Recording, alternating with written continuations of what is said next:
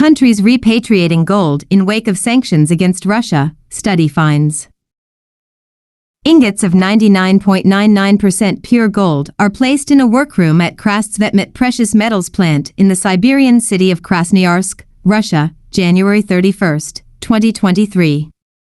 Reuters/Alexander Manziuk/file photo.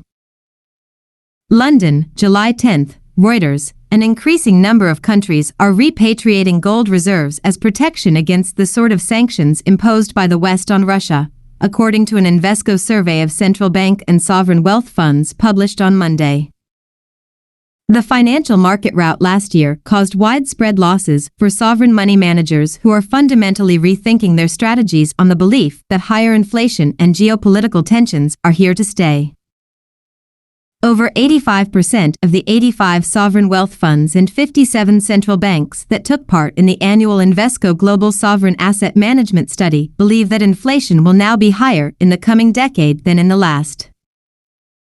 Gold and emerging market bonds are seen as good bets in that environment, but last year's freezing of almost half of Russia's $640 billion of gold and forex reserves by the West in response to the invasion of Ukraine also appears to have triggered a shift. The survey showed a substantial share of central banks were concerned by the precedent that had been set. Almost 60% of respondents said it had made gold more attractive, while 68% were keeping reserves at home compared to 50% in 2020. One central bank, quoted anonymously, said, "We did have it, gold, held in London, but now we've transferred it back to own country to hold as a safe haven asset and to keep it safe."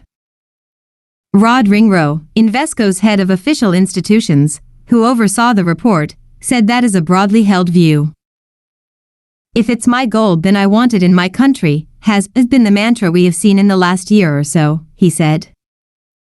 Central banks look to repatriate gold in wake of sanctions. Diversify. Geopolitical concerns, combined with opportunities in emerging markets, are also encouraging some central banks to diversify away from the dollar.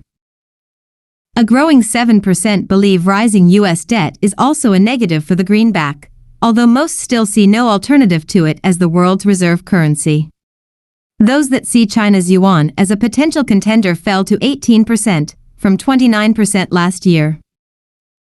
Nearly 80% of the 142 institutions surveyed see geopolitical tensions as the biggest risk over the next decade, while 83% cited inflation as a concern over the next 12 months. Infrastructure is now seen as the most attractive asset class, particularly those projects involving renewable energy generation.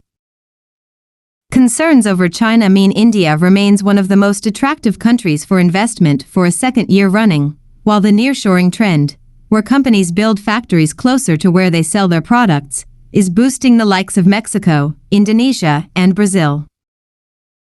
As well as China, Britain and Italy are seen as less attractive, while rising interest rates coupled with work from home and online shopping habits which became embedded during the COVID-19 outbreak meant property is now the least attractive private asset.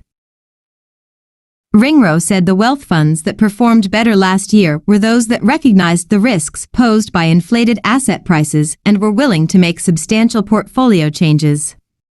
It would be the same going forward.